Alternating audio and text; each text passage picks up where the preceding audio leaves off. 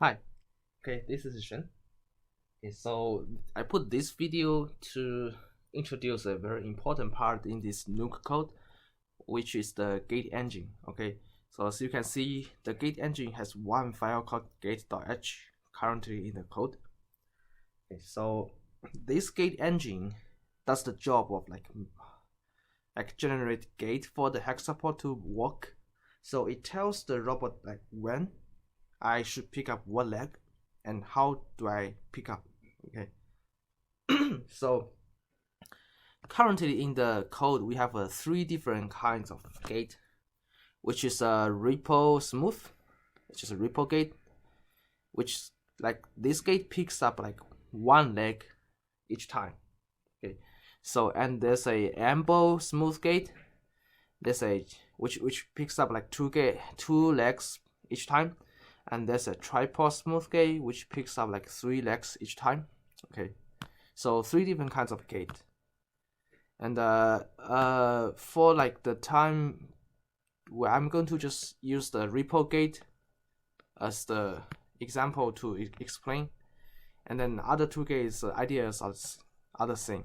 So if you look at this video, okay, so this is a hex support robot, and when it actually works, so you see first it stands up.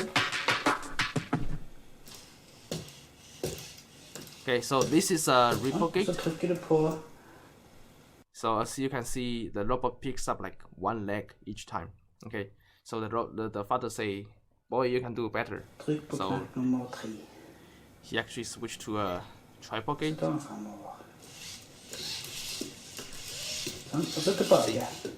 So he actually picks up three legs per time. Okay. So yeah, so this is basically the gait we are currently using. Okay, so how do we actually realize those gaits? So first I should say this. Okay, so in the current setup, so all the motors are using what's called the position control law. So what does position control mean? So position control means if you have a motor like this, so this is your motor, this is your rotor. Okay, so you want it to move, you just set a motor, just set a goal angle to be some angle. Okay, so if I just set it here, and the motor will just like rotate to reach this angle. Okay, so this is a very simple controller called the position control. And as opposed to this, there's a force control, which the motor actually seeks for the goal force. Okay, so it starts to rotate, and then if it doesn't touch anything, there's no force exerted on it, it will not stop. So that's called a force control. Okay, so in the frame of like position control, there's a quite important notion called a keyframe. Okay, so what is keyframe? So if I have a robot, if I have a position control limb, and I want this limb to realize a certain trajectory like this. Okay, so instead of so say you just write the like keyframes along the trajectory. So like let's say those are my keyframes. So with those, the limb will go to the goal position, right? So it will go like this, this, this, this, this, this, this, this, and this, right? So this is like a very usual way we actually doing the trajectory. We actually make the robot limb just like run along a trajectory using the position control law. So so since we have like forward kinematics and inverse kinematics, so there are actually two ways to do it. You can either set this trajectory in the XYZ frame, as I just did it before, as I just did it here, And then you can also set this trajectory in this theta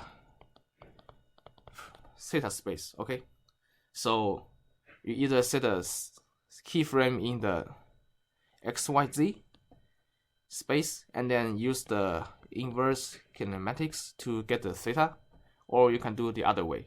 Okay, so what we're actually currently doing is we set the keyframes in the XYZ space. Okay, so this is what we're currently doing right now. Okay, and since this is like, this keyframe is really rough, so you're actually doing interpolation in the keyframe, under the keyframe. So for example, here I have a trajectory, and then those are my keyframes. So when you actually realize it, you may want to interpolate. So between the keyframe, there's an interpolation going on here. It has like small sticks. So this is between keyframe 1 and keyframe 2, and you interpolate actually 1, 2, 3, 4, 5 steps. Okay, so you will take 5 steps. You will actually write position 5 times, let's say. So the motor will be like, motor will drive like 5 times from keyframe 1 to keyframe 2. Okay, and then the question becomes like, what keyframe should we actually set? So look at this video. So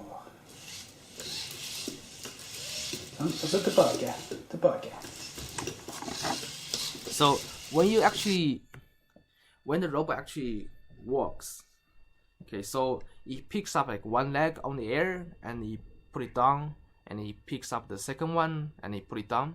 Okay, so but the robot needs to move forward. So think about it, when one leg is like on the air, so all the other 5 legs are pushing the body forward.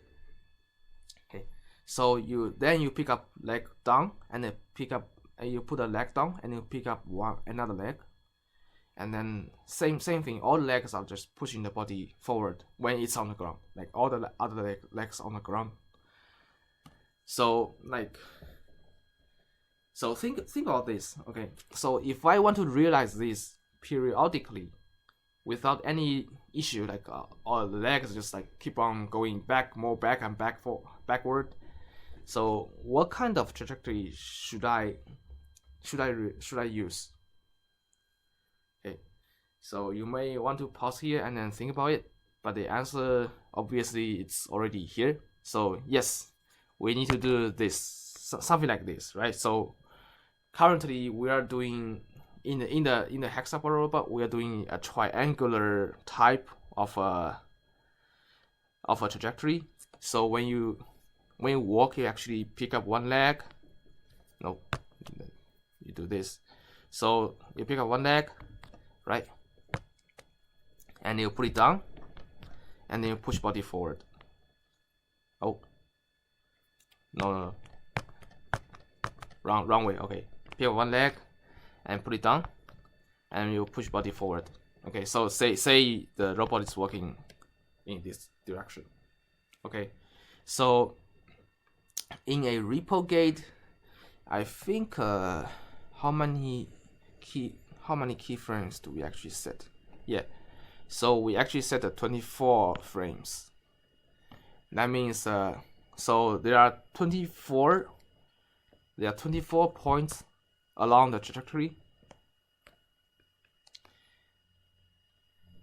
and then like this is 1, right? So 1, 2, 3, 4, and then you have 20 on the ground, right?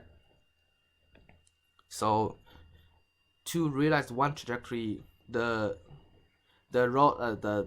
motor actually like sets 24 positions. Okay, it does it 24 times. Okay, all right, I think yeah, that's the basic idea. And before we actually get into like more details, before I actually get into more details, let's like explain some of the notions, parameters we actually need to use in the code. Okay, so when the gait is running, there's actually one loop parameter. So this parameter is going to go, say we are doing the report gait, so it's going to go from 0 to 23. It's going to go like in a cycle, and it goes back to 0, right? So all the legs share this same loop parameter, and it tells the leg what steps are you, which step are you in. Okay, so like when say this looping parameter is like 0, and then maybe the leg 1 will start to do like step 1.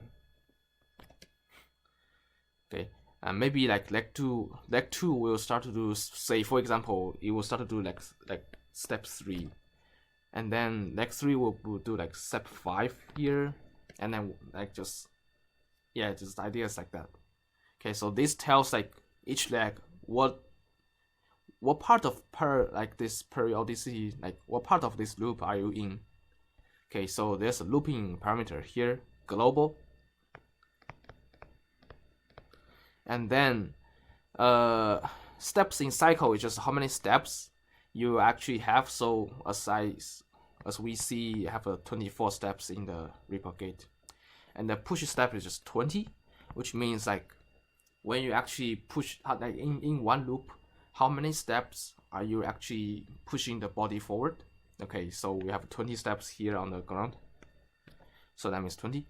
And then cycle time is like how long. So there are actually 3 different times in the code. Okay, so the code has like a little bit confusing definition. I don't want to do that, because it will confuse you. So I will just like call it using the meaning. So cycle time is just the how long does it take to finish a complete loop. It's a 1 cycle. Okay, so and there is it's called a transition time, but I think it's better to call it keyframe time. So let's get rid of this and call it keyframe. Okay, so keyframe time is what's the time difference between 2 keyframes. So it's this time.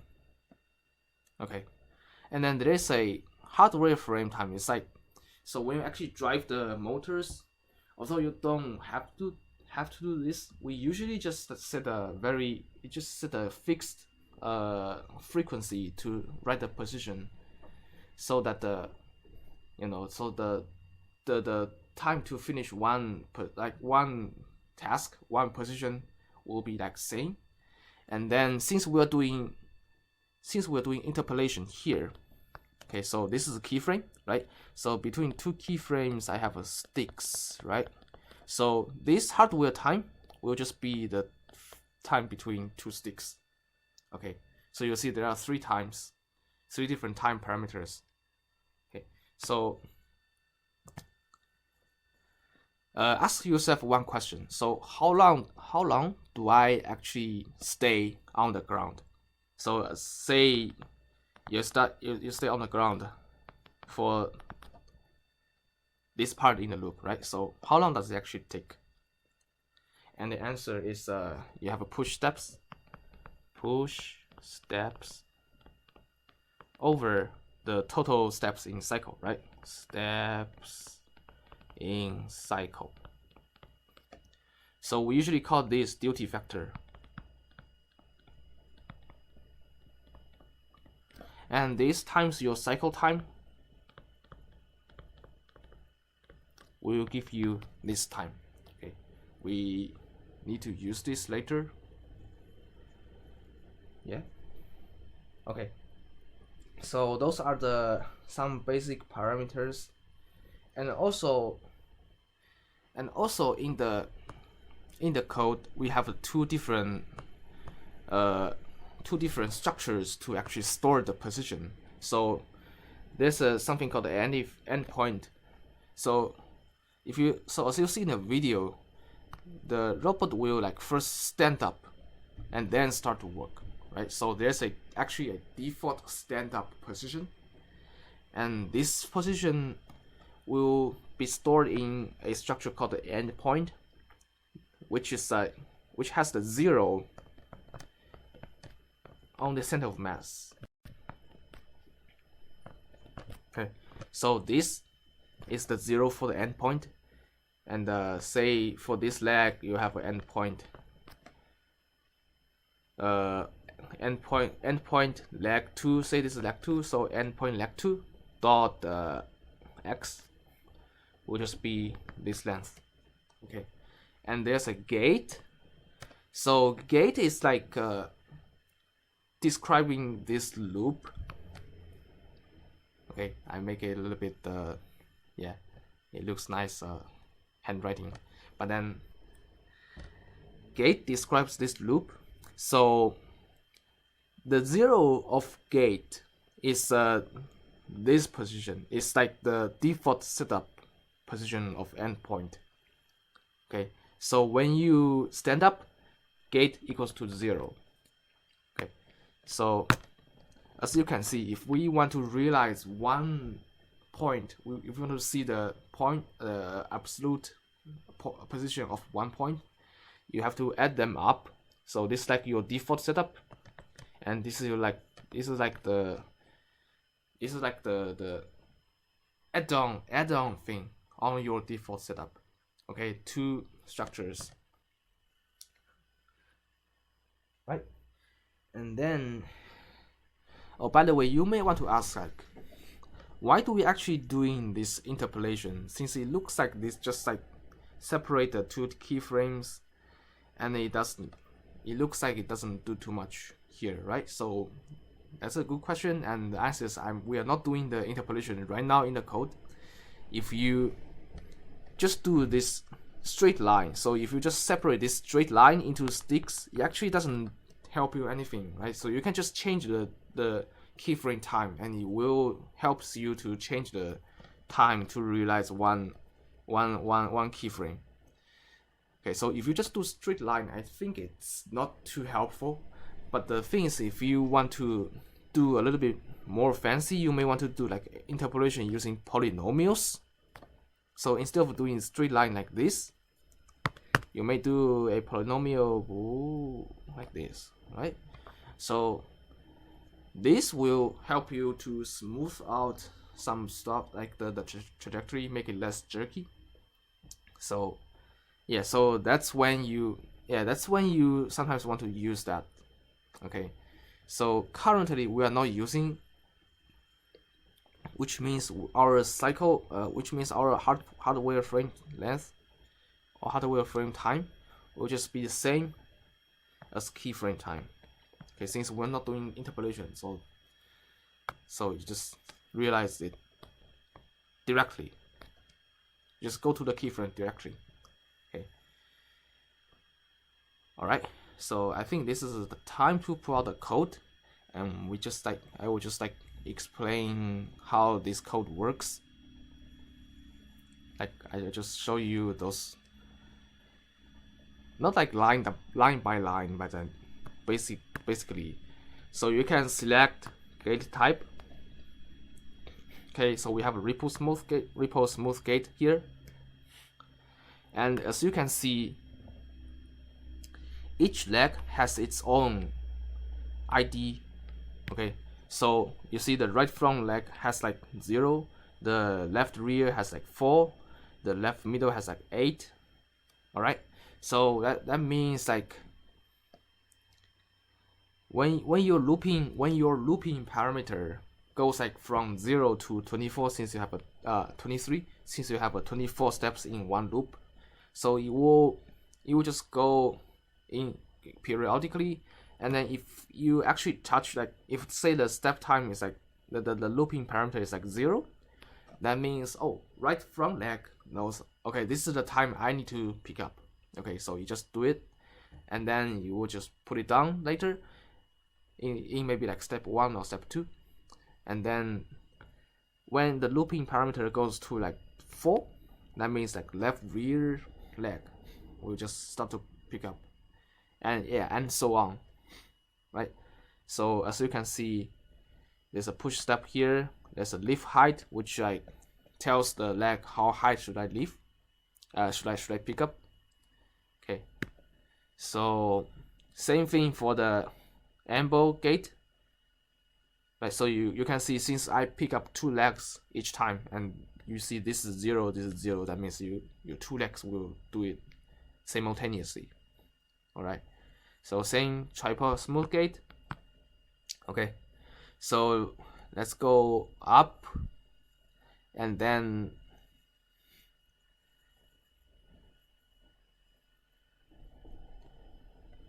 you have this gait-gen function. So gait-gen function will just gives you the gait parameter, which as I explained, it's an add-on on the default setup. And then there's a lot of stuff here, but I actually put it in the OneNote. So what it does is like, first it detects like when I should pick up my leg. So I think the time is like when you actually, yeah, so when the cycle, when the looping parameter like is the same as your gait number, assigned gait leg number, then you start to do leg up motion halfway in the middle. Okay, then the next step you put a leg, okay, so this is halfway in the middle, and your next step will be like leg totally up, and then you put a leg halfway down, you put leg halfway down, and you put leg like totally down, and then you move the body forward. Okay, so I will draw this loop like this. Oh,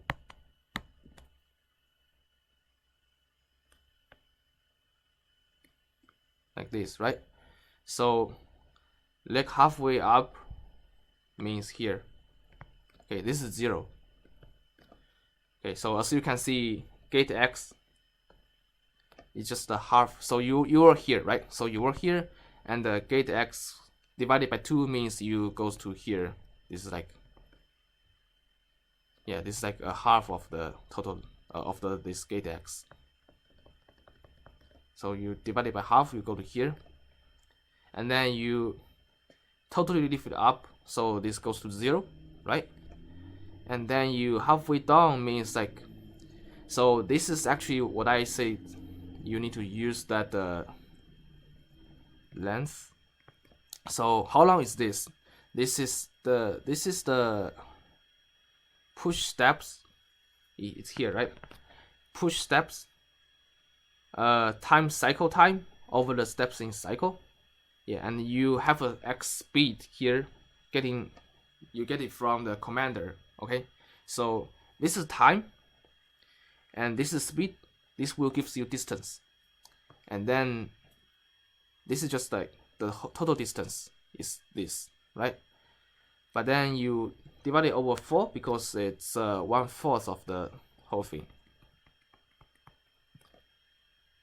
Okay, so that's why when you put the leg halfway down, you are here, and then you completely put your leg down on the ground, you are here. You divide it by 2, which means this length. Okay, and then you move body forward. You have a gait x minus this x speed times cycle time over the steps in cycle. This just means like the distance between 2 keyframes. Okay, so this is how the gait this thing works. So I just copy those things from x. So you see the x are here, and then y, z, similar idea. R is just a rotation, which is not idea is actually similar. Okay, so this is basically how the code works. Okay, so yeah, thanks.